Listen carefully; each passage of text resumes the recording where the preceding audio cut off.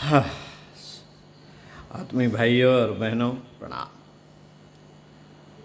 आपको पुस्तक अंतर्जगत की यात्रा का ज्ञान विज्ञान पढ़कर सुना रहे हैं। इसी क्रम को आगे बढ़ाते हुए पृष्ठ 87 से पढ़कर सुनाते हैं। इस जन्म में भी प्राप्य है असंप्रज्ञात समाधि।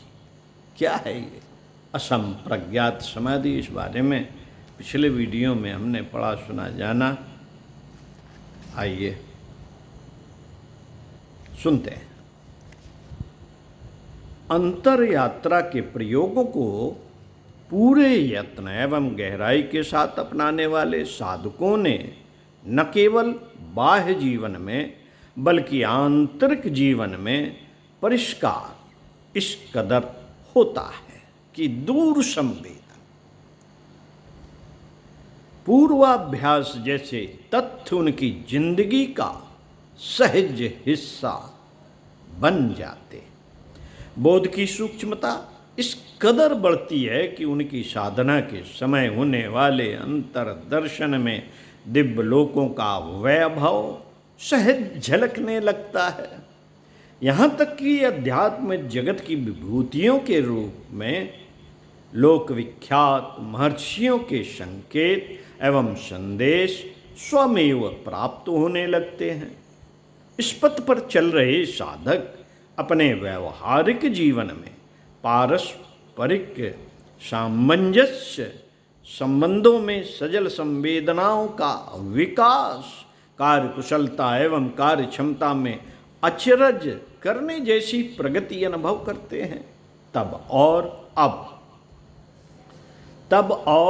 अब में आकाश पाताल जैसा अंतर दिखाई पड़ने लगता है। सच्चाई यह है सच्चाई यही है कि योग साधना व्यक्ति का संपूर्ण एवं समग्र विकास करती है। योग साधना संपूर्ण एवं समग्र विकास करती है। व्यक्तित्व के सभी आयामों को परिष्कृत कर उनकी अचरज भरी शक्तियों को निखारती है। आंतरिक जीवन एवं बाह्य जीवन का काया पलट कर देने वाला चमत्कार इससे सहज संभव होता है। साधक चाहे तो क्या नहीं कर सकता? साधक चाहे तो क्या नहीं कर सकता? ऐसा नहीं कि जिन्होंने अपने पिछले जन्म में विदेह या प्रकृतिलय अवस्था प्राप्त कर ली उन्हीं को यह असंप्रज्ञात समाधि उपलब्ध होगी।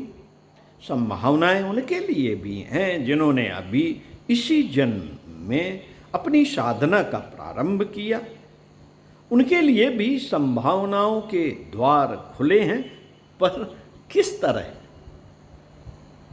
इस जिज्ञासा का समाधान करते हुए महर्षि कहते हैं, श्रद्धा वीरे स्मृति समाधि प्रज्ञा पूर्वक इतरेशाम। 1/20 शब्दार्थ इतरेशाम दूसरे साधकों का योग। श्रद्धा वीरे स्मृति समाधि प्रज्ञा पूर्वक। श्रद्धा वीर स्मृति समाधि और प्रज्ञा पूर्वक सिद्ध होता है। अर्थात दूसरे जो असंप्रज्ञात समाधि को उपलब्ध होते हैं वे श्रद्धा वीर्य प्रयत्न स्मृति समाधि और प्रज्ञा के द्वारा उपलब्ध होते हैं।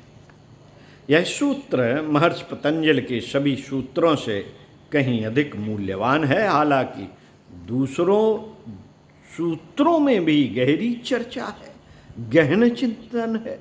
इन सूत्रों में साधना के, साध्य के एवं सिद्धि के अनेकों रहस्य खुलते हैं। लेकिन इस पर भी जो बात इस सूत्र में है वह कहीं और नहीं, क्योंकि इस सूत्र में अपने जीवन की चरम संभावनाओं को साकार करने वाला सहज मार्ग बता दिया गया है। बुद्धत्व को प्रकट करने की संपूर्ण प्रक्रिया इस एक सूत्र में ही समझा दी गई है। बड़ी ही स्पष्ट रीत से महर्षि पतंजलि कहते हैं कि तुम भी, हाँ और कोई नहीं, तुम ही जो इन क्षणों में इस सूत्र की व्याख्या को पढ़ रहे हो, इस सूत्र को पकड़कर बुद्ध बन सकते हो, पतंजलि बन सकते हो, योगेश आचार्य श्री के जीवन के सार को अनुभव कर सकते हो। बस इसके लिए श्रद्धा, वीर, स्मृति, समाधि एवं प्रज्ञा को अपने में जगाना होगा। ध्यान रहे, यह जागरण क्रम से होता है। जो श्रद्धावान है वही अगले क्रम में वीरवान होगा, वीरवान स्मृतिवान बनेगा और स्मृतिवान क्रमक रूप से समाधि के सत्य को जानेगा और प्रज्ञा को उपलब्ध होगा। योग जीवन का, साधना जीवन का सबसे पहला तत्व श्रद्धा है। श्रद्धा शब्द से प्रत्येक अध्यात्म प्रेमी परिचित है। श्रद्धा के बारे में पर्याप्त कहा सुना एवं पढ़ा लिखा जाता है, लेकिन यह शब्दोच्चार भर पर्याप्त नहीं है, जरूरत कुछ ज्यादा की है। श्रद्धा का सत्य एवं मर्म जब तक जिंदगी में नहीं उतरता तब तक बात बनेगी नहीं। योग ऋषि परम पूज्य गुरुदेव कहते थे, श्रद्धा अस्तित्व के गहनतम क्षेत्र कारण शरीर में जन्मती एवं पनपती है। श्रद्धा के तरंगित होने पर समूचा अस्तित्व तरंगित होता है। जिसके प्रति श्रद्धा है उसके प्रति समूचा व्यक्तित्व, अपना सारा अस्तित्व अपने आप ही उमड़ने लगता है।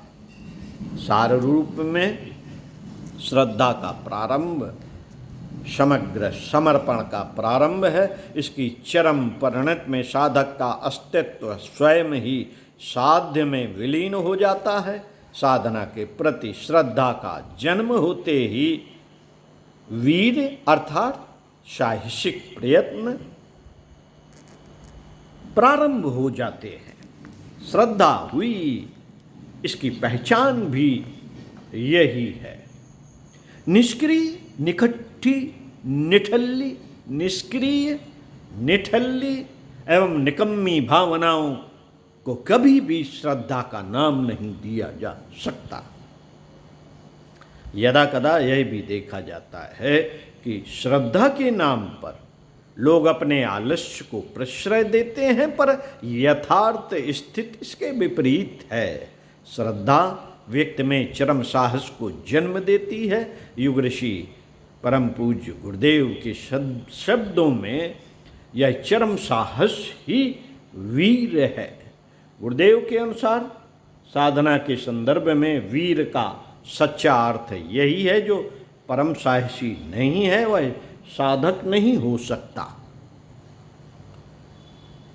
रक्त की बूंद तक, प्राण के अंतिम कण तक, जीवन के अंतिम क्षण तक जो साहस करते हैं वही सच्चे साधक होने का गौरव हासिल करते हैं। गौरव हासिल करते हैं। ऐसे प्रयत्न से ही स्मृति का जागरण होता है। मालूम पड़ता है, एहसास जगता है कि मैं कौन हूँ।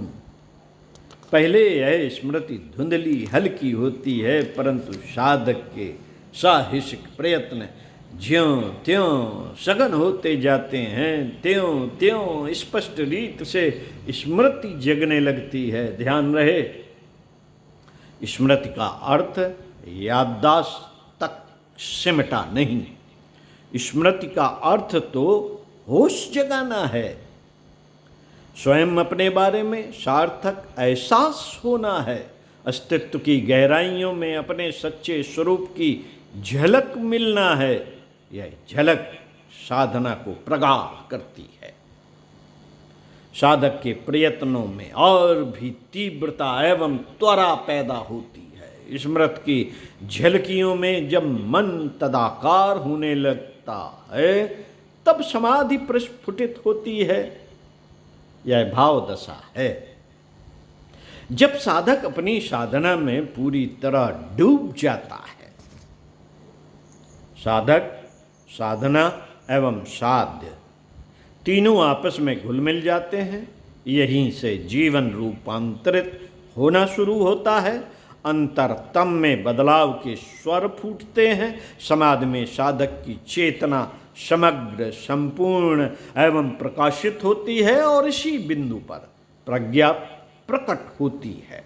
बोध के स्वर जन्म लेते हैं, सत्य समझ में आता है, जन्म जन्मांतर के बंधन खुलते हैं। वासना, तृष्णा, अहंता तीनों ही ग्रंथियां खुलने लगती हैं। बड़ी ही अपूर्व अवस्था है यह, बड़ी ही अपूर्व अवस्था है। साथियों, सुनते रहिए कुछ अच्छा और पढ़ते रहिए कुछ अच्छा। साधना की गहराइयों में जाने के लिए इसी पुस्तक से मिलते हैं, पृष्ठ 90 से।